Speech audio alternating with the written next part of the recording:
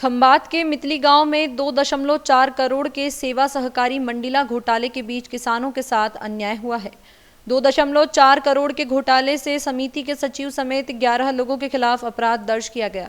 केडीसीसी bank के प्रबंधक और वर्तमान प्रशासक परिसमापन अधिकारी ने किसानों को 152 के तहत अंधाधुंध नोटिस भेजे।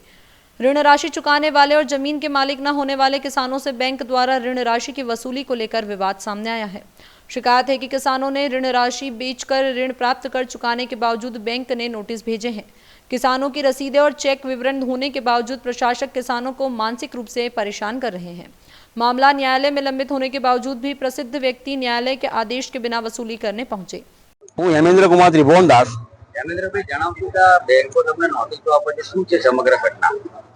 બેંકે મને નોટિસ આપ્યા બાદ મને જાણવા મળે કે મારું ખાતું બાકી બોલે છે।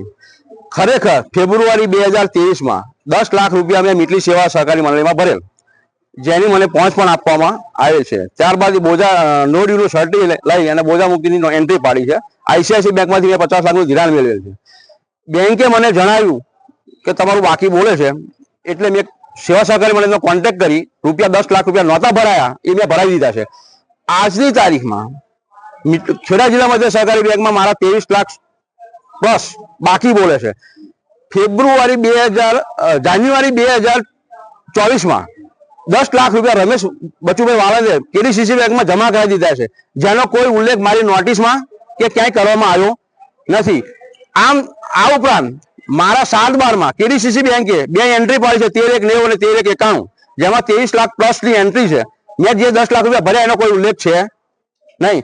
બેંકને રજૂઆત કરવા છતાં અમારું બેંક કોઈ સાંભળતી નથી। 20/12/2024 મેં બેંકને લેખિતમાં અરજી કરેલ કે મેં 8 રૂપિયા ભર્યા છે, એના પુરાવા મેં આપેલ, તો મને નો ડ્યુનો સર્ટી આપવા વિનંતી। આજે 6 થી 7 મહિના થવા છતાં બેંકે મને કોઈ રિપ્લાય આપેલ નથી। આ રીતે ખેડૂતો ખરેખર હેરાન થાય છે। આ રૂપિયા વ્યાજે લઈ અને બેંકમાં ભર્યા છે, ખેડૂત મેન્ટલી હેરાન થાય છે। આજે કોઈ ખેડૂત આપઘાત કરશે એને જવાબદાર કોણ? મિટલી સેવા સહકારી મંડળી કે કેડીસીસી બેંક? તો તમારા કેડીસીસી બેંક અને મિટલી સેવા સહકારી મંડળીનો જે ઈગો ક્લેશ થતો હોય એ તમારો પ્રશ્ન છે। ખેડૂતો શા માટે તમે હેરાન કરો? પટેલ શૈલેષ કુમાર અરવિંદ। શૈલેષભાઈ, શું આ બેંક દ્વારા ખેડૂતોને હેરાન કરવામાં આવે? પહેલો તો પ્રશ્ન એ છે કે એ બેંક જોડે કોઈ હિસાબ જ છે નહીં અને બેંક લેવ દેવ વગરની ખેડૂતોને હેરાન કરે છે। પહેલી વસ્તુ, એમની જો 30/9/23 થી 10/5/24 લગીનો હિસાબ નથી, તે છતાં 152 ની નોટિસ લઈને એ લોકો રિકવરી કરવા અહીં આવે છે। તો પછી ખેડૂત બિચારો ક્યાંથી જવાબ આપવાનો? ખેડૂતે તો પૈસા ભરી દીધા છે। હવે બેંક અને મિટલી સેવા એ બેને કોર્ટ મેટર ચાલુ છે। જ્યાં લગીન કોર્ટનો હુકમ નહીં આવે ત્યાં લગીન ખેડૂતોને હેરાન કરીને કોઈ મતલબ ખરો? પહેલો પ્રશ્ન તો મારો એ છે। બીજું કે એ લોકો જે અત્યારે રિકવરી કરવા આવ્યા છે તો એમની જોડે નથી કોર્ટનો કોઈ હુકમ, નથી કોઈ આરટીઆઈની માહિતી, પછી નથી એમનું ઇન્સ્પેક્શન, જે બેંકે જ ઇન્સ્પેક્શન કર્યું છે મિટલી સેવાનું, તો ઇન્સ્પેક્શનની કોપી પણ એમની જોડે નથી અત્યારે। તો પછી એ લોકો આપણી જોડે કઈ રીતે જવાબ માંગી શકે? બીજું કે પાવતી આપણે બતાવીશું કે નકલી છે, કે આ તારીખે નથી આલી, કે આ તારીખે નથી, એમની જ પાવતી એમની બેંકમાં ભરેલી છે, તે છતાં એ માન્ય નથી રાખતા। તો ખેડૂત ક્યાં બીજી પાવતી લેવા ક્યાં જવાનો છે? મિટલી સેવાની તો પાવતી છે, તો એ પાવતી માન્ય નહીં રાખતા। પછી બીજું કે જે ફરજા અધિકારીને નિમણૂક કરી છે બેંકે, એટલે અત્યારના સમયમાં મિટલી સેવા એ ફરજા અધિકારી છે, તો ફરજા અધિકારીને આપણે જઈને પૂછીએ કે સાહેબ અમારે આ માહિતી જોઈએ કે આ જોઈએ, તો કે મારી જોડે કોઈ માહિતી નહીં, મિટલી સેવાનું દફતર એમની જોડે નહીં। તો પછી ખેડૂત જાય તો મારી માંગણી એ કે પૈસા ખેડૂતોએ ભર્યા છે તો ખેડૂતોને આ ચિત્રમાંથી દૂર કરી દેવો જોઈએ।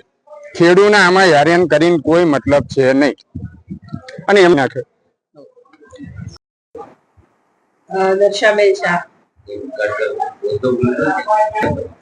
દર્શાબેન શાહ, સ્પેશિયલ રિકવરી ઓફિસર અને નાયબ મામલતદાર। સાહેબ, આ રિકવરી કરવા તમે મિટલી ગામ ખાતે આવ્યો છો, ઘણા ખરા ખેડૂતો જોડે પાવતીઓ છે, ઘણા ખરા ખેડૂતોની જમીન નથી, તેમ છતાં લાખો રૂપિયાનું બાકી લેવાનું કાઢ્યું છે, શું કહેશો? જે પડતા અધિકારીએ જે પ્રમાણપત્રો જિલ્લા રજિસ્ટ્રારમાં સબમિટ કર્યા એના આધારે જિલ્લા રજિસ્ટ્રારે 103 બ મુજબના પ્રમાણપત્રો આપેલા છે મને, અને એના આધારે મેં 152 માંગણાની નોટિસ કાઢેલી છે, જે જાણ ખાતર લોકોને સાંભળવા જરૂરી છે, એટલે ગામે સાંભળવા માટે આવ્યા છીએ. સાહેબ, કોઈ રેકર્ડ નિરીક્ષણ તમે આ બાબતનું કરેલું? મારે એના માટે જિલ્લા રજિસ્ટ્રારના પ્રમાણપત્રોની જરૂર હોય છે.